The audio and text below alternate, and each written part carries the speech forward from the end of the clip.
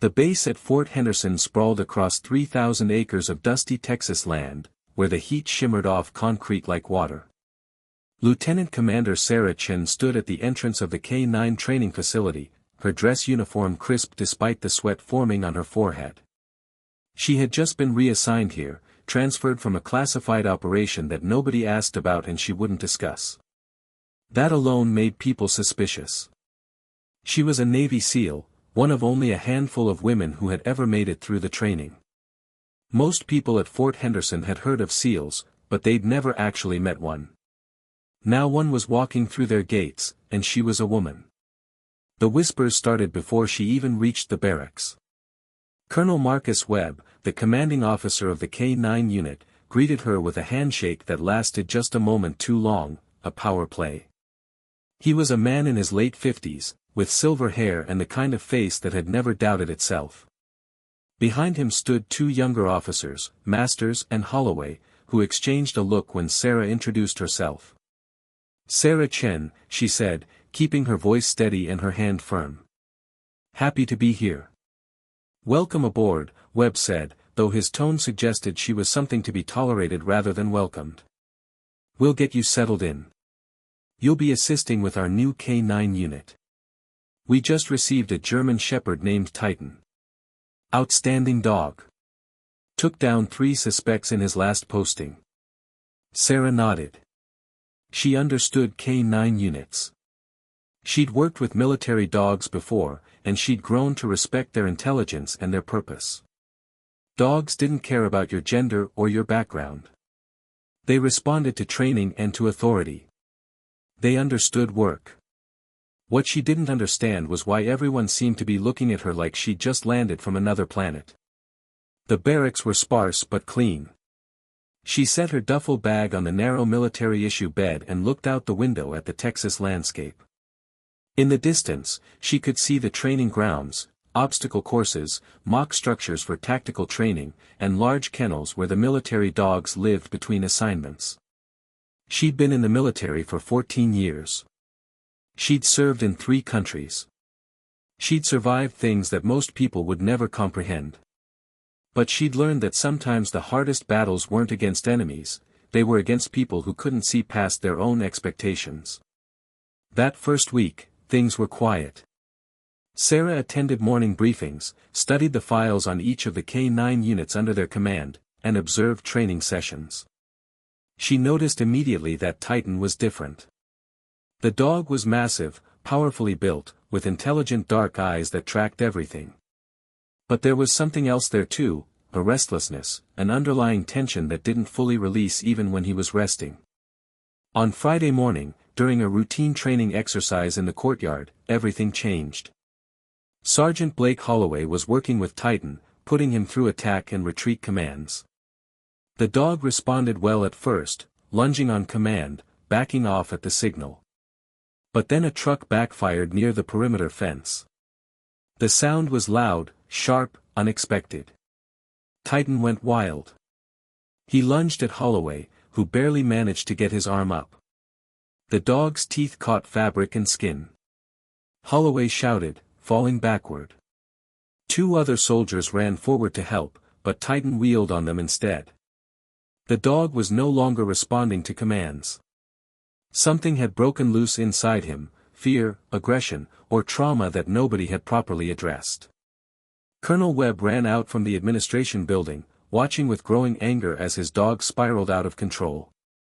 Someone was yelling for a tranquilizer. Someone else was calling for animal control. The scene was chaos, a controlled, military training facility dissolving into panic because one dog had lost it and 3 people couldn't regain control. Sarah watched from the edge of the courtyard. She'd been reviewing paperwork inside the training office. She saw Holloway bleeding. She saw the younger soldiers looking scared. And she saw Titan, clearly terrified, which was why he was attacking. His eyes weren't crazy, they were frightened. She moved toward the scene without thinking about it. "Get back, Chen," Webb shouted. "This is a dangerous animal." But Sarah didn't stop. She walked slowly, hands visible, making herself smaller. She made soft, consistent sounds, not the sharp commands that soldiers used. Different sounds. Calming sounds. Titan saw her and hesitated. His head turned. For just a moment, his attention shifted. "Hey, big guy," Sarah said quietly. I know you're scared." She kept walking, steady and slow. The dog was panting hard, his muscles quivering with adrenaline and fear. "Easy," Sarah continued. "You're safe. You're going to be safe." She extended her hand, not toward the dog's mouth, but toward his shoulder. Titan tracked the movement with his eyes. Sarah could see the exact moment the dog recognized something, perhaps authority, perhaps calm, perhaps simply a person who wasn't afraid of him. The dog sat. Just like that. One moment of violent chaos, the next moment, absolute stillness. Sarah slowly attached a lead to Titan's collar. The dog remained seated, his breathing gradually slowing, his body relaxing. She led him toward the kennel facility, speaking to him in low, steady tones. The entire courtyard watched in silence. When she emerged from the kennels 10 minutes later, she found Colonel Webb waiting for her. "That was impressive," he said, but his tone didn't match his words. "But it doesn't change the fact that this dog is dangerous. He's going to be recommended for termination." "He's not dangerous," Sarah said. "He's traumatized. I don't need a lecture from someone who's been here 5 days. With respect, sir, that dog has been through combat." His response was fear, not aggression. "He can be retrained. He can be helped. He just needs the right approach." Webb's jaw tightened. "I'll take that under advisement. You're dismissed." But as Sarah walked away, she heard him say to Master Officer Masters, "Who does she think she is?" She heard the response, "A woman who got lucky." That evening, Sarah sat in the quiet of the barracks. She'd brought her laptop, and she opened the digital file on Titan's history. It took her an hour of searching, pulling records from his previous posting in Afghanistan, but she found it. Titan had been with a handler named Corporal James Wheeler. Their last mission together had gone wrong. Wheeler had been killed by an IED, an improvised explosive device. Titan had been there. Titan had heard the blast. Titan had felt the fear.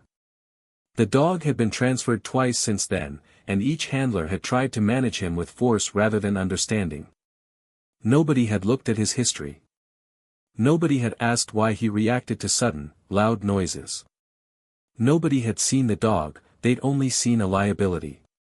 Sarah sent a message to the night shift coordinator requesting time with Titan for the next 3 days. The request was denied without explanation. She sent it again, more formally. Denied again. On the third attempt, she went directly to Colonel Webb's office. The door was locked, it was nearly 9 in the evening. She left a note requesting a meeting. The next morning, she was summoned to his office. "I understand you want to work with Titan," Webb said, not looking up from his paperwork. "Yes, sir. I believe he can be rehabilitated."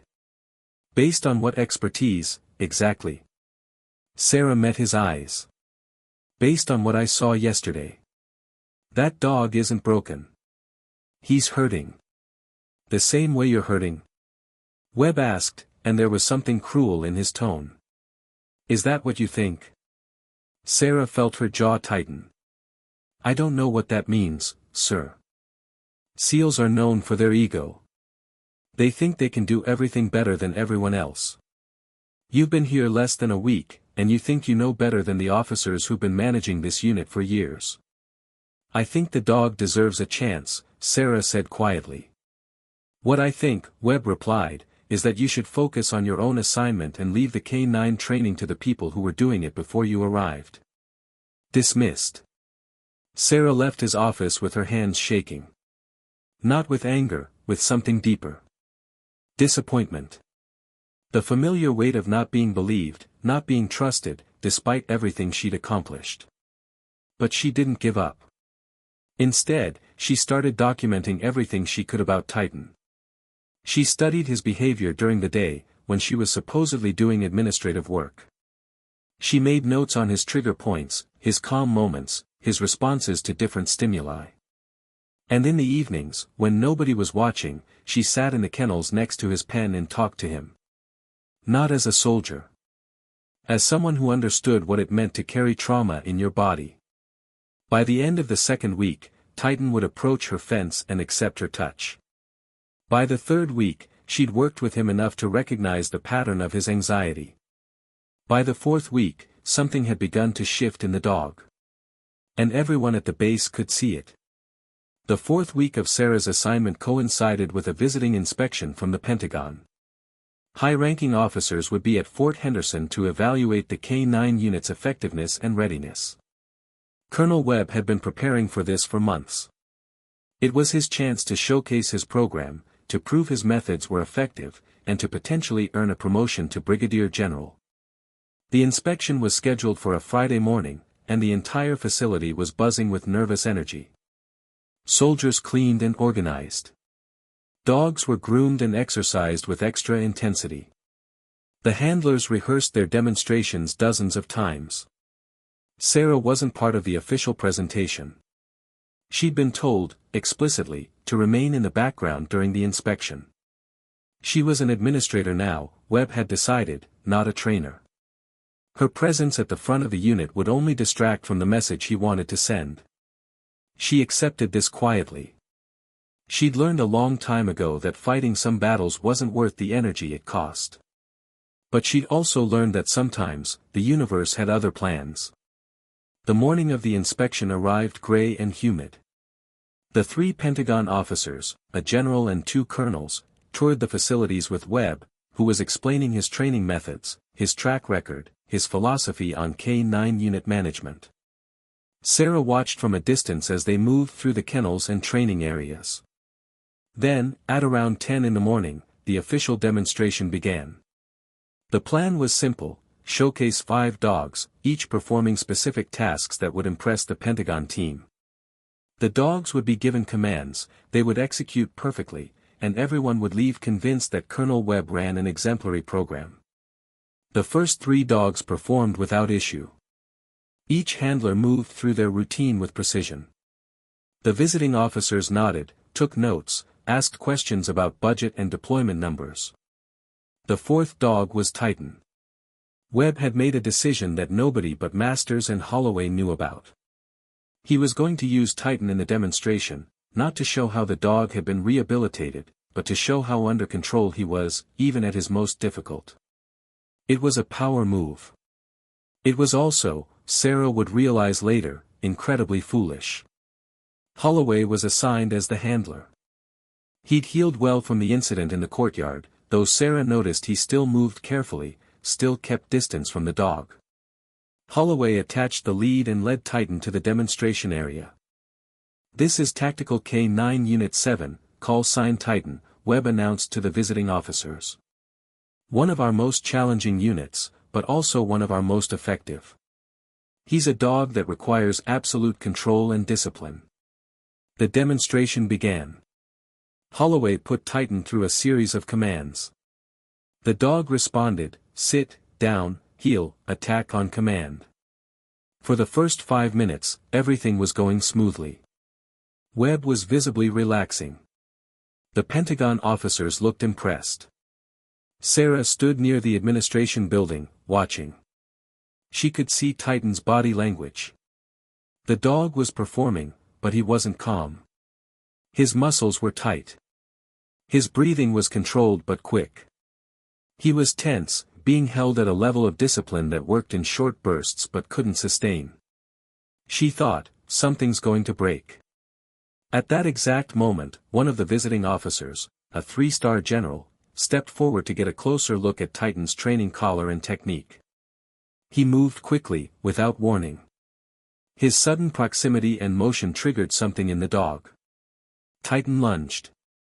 The leash caught, holding him back, but barely. The general stumbled backward, nearly falling. Webb shouted a command, but Titan wasn't responding, he was in flight or fight mode again, and the mode he'd chosen was fight. Holloway pulled hard on the leash, trying to regain control. Other soldiers moved forward. The demonstration, which was supposed to showcase perfect military discipline, was about to become a disaster. And that was when Sarah moved. She didn't run.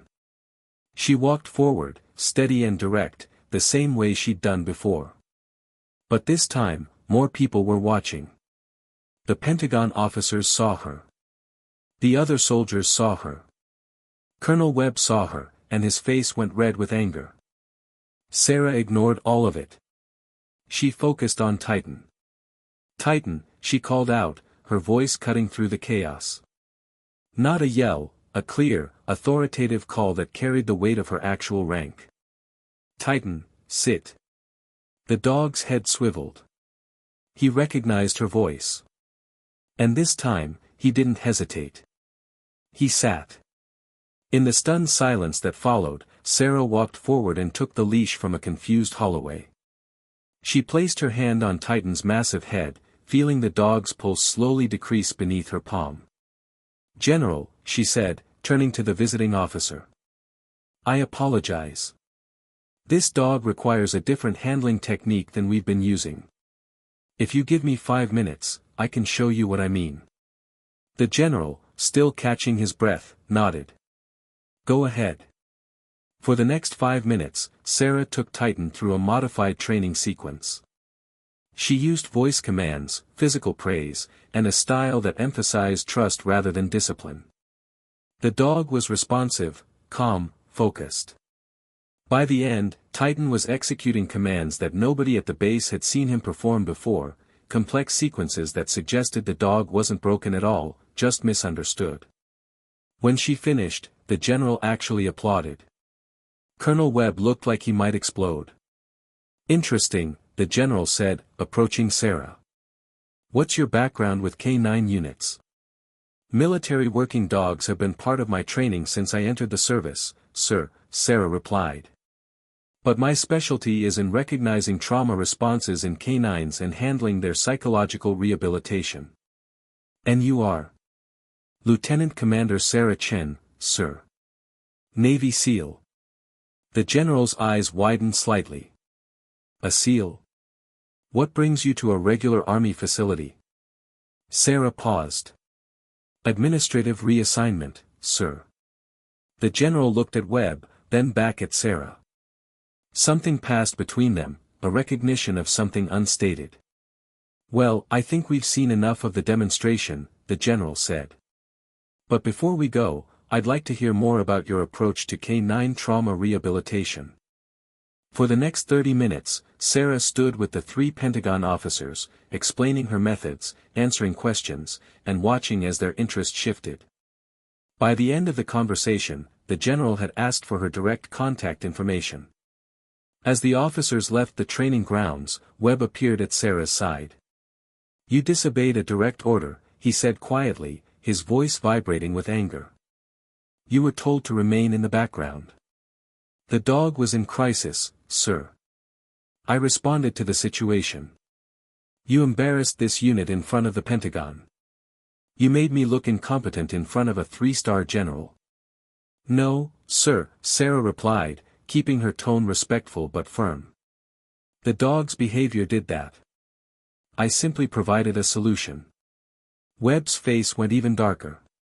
You're done here, Chen. I'm filing a report about your insubordination. You're going to be lucky if you're still a SEAL by the end of the month. He walked away before Sarah could respond. She stood alone in the training yard, her hands still warm from where Titan had rested his head. And she understood, with absolute clarity, that this wasn't just about a dog anymore. This was about a man whose pride had been wounded, and she'd just made him her enemy. Within 2 days, Sarah found her work schedule completely changed. She was relegated to the most mundane tasks, filing reports, updating databases, cleaning equipment. Tasks that no officer of her rank should be doing. But Webb had authority over her assignment, and he was using that authority like a weapon. The whispers, which had been quiet before, became louder. The other soldiers started keeping distance from her. She overheard conversations in the hallway that cut off when she walked past. Master Officer Masters made a point of contradicting her in meetings. Sergeant Holloway made a comment to another handler about women who think they're men. But the worst part was the official investigation. Colonel Webb filed a formal complaint alleging that Sarah had violated direct orders, shown insubordination, and created a dangerous situation during the Pentagon inspection. He claimed that her presence had escalated Titan's aggressive behavior and that she'd deliberately inserted herself into a situation that she'd been explicitly told to avoid. The investigating officer was Captain Robert Devlin, a man in his early 40s who worked in the base's Internal Affairs Division. Sarah was summoned to his office for questioning. "Let's walk through what happened," Devlin said, sitting behind his desk with a file open in front of him. "Colonel Webb says you were ordered to remain in the background during the inspection. Is that correct?" "That's correct," Sarah confirmed. "But when the dog became aggressive toward the general, I responded to prevent injury." "Who authorized that response?" "Nobody. It was an emergency situation. The dog was lunging at a 3-star general. I made a judgment call." Devlin made a note. "And you have no doubt that you made the right decision?" "I prevented someone from being attacked by a military dog. Yes, I believe I made the right decision." "Even though you disobeyed a direct order?" Sarah hesitated. She understood how this looked. In the military, following orders was fundamental. Not following orders, even in emergency situations, was technically a violation. She'd known this when she acted. She'd made the choice anyway because preventing injury to a general took precedence over following an order to stand in the background. "Yes," she said finally. "I would make the same choice again." Devlin's expression didn't change, but something shifted in his demeanor. He closed the file. "The general who was present during the incident has already been debriefed," Devlin said. "He's provided a statement saying that your intervention prevented a potentially serious injury. That being said, Colonel Webb has questioned whether your actions were appropriate for someone at your rank, working in a support capacity. I was acting in the best interest of base safety and the security of visiting personnel." "I understand. That's what we're trying to determine." Over the next week, the investigation continued. Sarah was questioned again. Other soldiers were interviewed. The Pentagon officers provided additional statements. And with each passing day, Sarah could feel the weight of uncertainty pressing down on her. She'd been through worse. She'd been in situations where her life was literally on the line. But this was different. This was about her character, her judgment, her fitness to serve. And she had no control over the outcome. In the evenings, she would go to the kennels where Titan was kept. The dog had become her one point of stability in the chaos. He would approach her fence, and she would sit with him, talking about things she couldn't tell anyone else. "I don't know what's going to happen," she told him one night, 2 weeks into the investigation. "But whatever it is, I know I did the right thing. You know that too, don't you?" Titan rested his head against the fence, and Sarah pressed her forehead against his. In that moment, they were just two beings who understood each other, two creatures who'd been through trauma and survived it. Then, on a Tuesday morning, Sarah was called to Colonel Webb's office again. She found him sitting behind his desk, looking unusually calm. "The investigation is complete," he said without preamble. "Captain Devlin has concluded that while your actions were technically insubordinate, they were taken in good faith to prevent injury to visiting personnel. The recommendation is that you receive a formal reprimand, but no further action." Sarah felt relief flood through her. A reprimand would go in her file, but it wasn't career-ending. It wasn't a court-martial or dismissal. However, Webb continued, "There's a transfer request pending. The Pentagon has specifically requested that you be reassigned to their K-9 training program at the naval base in San Diego. They want to develop your methods into an official rehabilitation protocol. The transfer would be effective in 30 days. Sarah processed this information. A transfer away from Webb, to a more prestigious position, working on the exact kind of work she was passionate about. It should have been good news. "What about Titan?" she asked. Webb's expression hardened. "That's not your concern anymore. Titan is Army property. His disposition is up to me. Sir, if you're planning to. What I'm planning is not up for discussion. You have 30 days to prepare for transfer. I suggest you use that time to wrap up your current responsibilities. You're dismissed." Sarah stood, her heart sinking. She understood what he was really saying. Without her here to advocate for him, without her alternative training methods as evidence that he could be rehabilitated, Titan's fate was sealed. She walked out of Webb's office and stood in the hallway, her mind racing. A transfer to San Diego meant a promotion, meant recognition of her abilities, meant escape from Colonel Webb's prejudice. Everything she should have wanted. But it meant leaving Titan. She went back to the kennels immediately, finding the dog in his pen. She sat in the dirt next to his enclosure and let herself cry for the first time since arriving at Fort Henderson. She cried for the dog who'd done nothing wrong except be in the wrong place at the wrong time. She cried for all the animals and people who were treated as problems instead of beings in need of understanding. And she made a decision. If Webb was going to be unjust, then Sarah would expose that injustice. She wasn't going to San Diego. Not yet. Not until Titan's situation was resolved. Sarah had learned, in her 14 years of military service, that the system had rules and vulnerabilities like any other system. The key was understanding them well enough to navigate them effectively. She started by requesting copies of every single document related to Titan's history. Military regulations required these to be provided within 14 days. During those 2 weeks, she began to build a case. She documented Titan's behavior improvements since she'd started working with him. She had videos, footage from her personal phone, of the dog performing complex commands that other handlers said were impossible. She researched trauma in military dogs and found peer-reviewed studies that supported her methods of rehabilitation. But she also discovered something else, something that made her blood run cold. In Titan's original file from his deployment in Afghanistan, there was a note from his first handler, Corporal James Wheeler. It said, "Dog shows exceptional intelligence and strong bond-forming capabilities. Recommend for further training and extended service." That was before Wheeler was killed. After his death, Titan had been transferred to a new handler who used aggressive correction methods. The new handler's notes were harsh: "Dog is unstable. Requires firm discipline.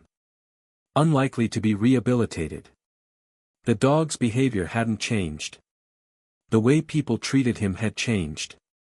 And that was when Sarah realized the full scope of what was happening. Webb had inherited Titan from another unit, with a reputation for being difficult. Instead of investing time in understanding the dog, Webb had decided to manage the liability through dominance and force. It worked for short periods, but it never actually solved the problem. And when Sarah had shown that a different approach worked better, when she'd made Webb look bad in front of Pentagon officers, he'd decided to eliminate the problem entirely. Sarah found out through a casual conversation with one of the veterinary techs that Webb had scheduled Titan for euthanasia on the day before her transfer was set to begin. It was timed perfectly: she'd be gone, she wouldn't know what happened, and the problem would simply disappear. She had 4 days. That evening, Sarah sat in her barracks room with her laptop open. She typed out everything: the timeline of Titan's treatment, the evidence of his rehabilitation, the negligence in his care, and the predetermined decision to put him down. She included photographs, video links, and detailed observations. Then she did something that violated military protocol. She sent the file to 3 people simultaneously: the general who'd visited during the inspection, the chief of naval operations, and a friend of hers who was a journalist specializing in military affairs. It was a risk. A massive risk. Sending information outside the chain of command could be considered a violation of the Uniform Code of Military Justice. But so was allowing an innocent animal to be executed because a superior officer wanted revenge. She hit send at midnight. Then she waited. The response came at 6 in the morning. Her phone rang. It was the general from the Pentagon. "Lieutenant Commander Chen," he said without preamble, "I received your documentation. I'm calling to inform you that Titan's euthanasia appointment has been cancelled pending investigation. What you've done is extremely courageous, but it's also extremely risky for your career." "I understand, sir," Sarah said. "Do you?" "Because what I'm looking at is a commanding officer preparing to execute a dog, a valuable military asset, as retaliation for insubordination. That's not just unethical. It's a violation of the animal welfare regulations we have in place. It's also potentially criminal." Sarah's heart began to race. "What happens now?" "Now we investigate. And you need to prepare yourself for the fallout that's going to come your way." By noon, the news had spread. An investigation was being opened into Colonel Webb's conduct. Official channels were being engaged. And everyone at Fort Henderson knew that Sarah was the one who triggered it. The look she got changed entirely. Some were filled with respect, from soldiers who'd secretly admired her standing up to Webb. Others were filled with anger or fear, from people who depended on Webb's patronage or who didn't want the complicated questions she was raising to be asked. Webb's response was to have her confined to quarters, pending the investigation. She wasn't technically under arrest, that would have required more specific charges, but she was being isolated, kept away from the base, kept away from Titan. She spent that evening alone in her room, wondering if she'd just made the biggest mistake of her life. Then there was a knock on her door. Master Officer Masters stood in the hallway, looking uncomfortable. "I'm not supposed to be talking to you," he said quietly. "But I thought you should know something." Sarah waited. "Holloway and we talked. About what happened with Titan. About what happened during the inspection. We realized that we made assumptions about that dog without actually understanding him. The way you worked with him, it was different. Better. And what Webb is doing, reassigning you, trying to make you the problem instead of looking at his own methods." Masters shook his head. "It's not right." "Thank you for telling me that," Sarah said. "There's something else. A lot of us, we gave statements to the investigation. We told them what we've seen. How Webb conducts training. How he uses force instead of understanding. And we talked about what happened to you, how you've been treated since the Pentagon visit." Sarah felt something in her chest loosen slightly. "We wanted you to know that you're not alone," Masters continued. "What you did, standing up for that dog, exposing what's happening here, it matters." After he left, Sarah sat in the darkness of her room and let herself hope. During that time, Sarah was effectively sidelined, living in a kind of administrative limbo. She was still on base, still technically on duty, but she wasn't allowed to work with the K-9 units or have direct contact with any of the dogs. The only exception was a supervised visit to see Titan once a week. Those visits were what kept her going. She would sit with the dog, and he would rest his massive head on her lap, and she would tell him that everything was going to be okay. During week 3 of the investigation, Webb was suspended from duty, pending the outcome of formal charges. He was accused of negligent animal care, abuse of authority, and attempting to retaliate against a subordinate officer. The charges were serious. More soldiers came forward as the investigation progressed. Some had witnessed moments of anger from Webb toward other soldiers. Some had seen his harsh treatment of the dogs. Some had simply been waiting for someone to stand up first, and once Sarah had, they were able to add their voices to hers. Holloway gave a detailed account of how he'd been pressured to handle Titan roughly after the incident in the courtyard. Masters described Webb's dismissal of any training methods that didn't involve dominance and force. Even the veterinary staff contributed information about the physical toll of Webb's harsh training on the dogs. By week 5, the military investigative team had enough evidence to recommend formal court-martial proceedings for Colonel Marcus Webb. And on a Thursday afternoon, 2 days before Sarah's scheduled transfer to San Diego, she was called to the office of the new commanding officer, Brigadier General Patricia Morrison, who had temporarily assumed command of the K-9 unit. "Please sit, Lieutenant Commander," Morrison said. She was a woman in her mid-50s, and there was something in her expression that suggested she understood exactly what Sarah had been through. "I've reviewed the investigation file in its entirety," Morrison continued. "And I want to commend your courage in bringing forward the evidence of Colonel Webb's misconduct. That took real integrity. Thank you, ma'am. However, I also want to address the matter of your own actions. You did violate regulations when you sent that file outside the chain of command. Technically, that's a reportable offense." Sarah's stomach dropped. "But," Morrison continued, "command has decided that in this case, your actions were justified by the severity of the circumstances and the reasonable fear that proper channels would not result in justice. Therefore, no charges will be filed against you. Instead, your file will note that you identified and brought forward evidence of significant command misconduct." Sarah exhaled slowly. "Additionally," Morrison said, "I want to tell you about some decisions we've made. First, regarding Titan. His record has been completely expunged of the behavioral incidents associated with Colonel Webb's training methods. He's being transferred to a new handler, someone we're training using your rehabilitation protocols. And I'd like you to develop those protocols into an official training manual for our program." "Ma'am, I thought I was transferring to San Diego." "You were. But that transfer can be delayed if you're interested in staying here to develop the K-9 trauma rehabilitation program. The Pentagon is very interested in this. They've already approved the funding. What they need is someone who understands the science and the compassion behind it. Someone like you." Sarah couldn't find words. "What do you want to do?" Morrison asked gently. Sarah thought about Titan.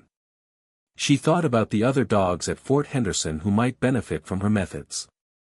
She thought about the small Texas base that had become, against all odds, a place where she could actually make a difference. "I'd like to stay," she said quietly. Morrison smiled. "I thought you might say that. Welcome to your new assignment, Lieutenant Commander." The court-martial of Colonel Marcus Webb began 4 weeks later. Sarah wasn't required to testify, the documentation and witness statements were sufficient. But she sat in the courtroom anyway, watching as the military justice system worked to hold a superior officer accountable for his actions. Webb was convicted on 3 of the 5 charges. He was stripped of his rank, dishonorably discharged, and required to pay restitution to the military for the costs of the investigation. He walked out of the courtroom a civilian, his military career destroyed by his own choices. As he passed Sarah in the hallway, their eyes met for just a moment. She didn't see remorse in his expression. She saw anger, resentment, the bitter conviction that he'd been wronged. She understood that he would never accept responsibility for what he'd done. But that didn't matter anymore. Justice had been served. That was all that mattered. 6 months later, Sarah stood in a training facility with Titan at her side. The dog was wearing the proud bearing of a military working dog in his prime. He was healthy, obedient, and most importantly, he was happy. She'd developed a complete training manual, the Chen Protocol for K-9 trauma rehabilitation. It was now being implemented at 7 different military bases across the country. Other officers had been trained in her methods. And dogs that would have been marked for euthanasia were instead being given a second chance. A young soldier named Private Rivera approached her as she was reviewing some training notes.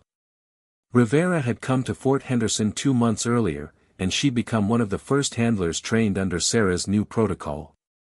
"Ma'am," Rivera said, "I wanted to thank you. For what you did. For proving that there's a different way to do this job." "You're the one doing the real work," Sarah replied. "You're the one building trust with these dogs every single day. But you showed us it was possible.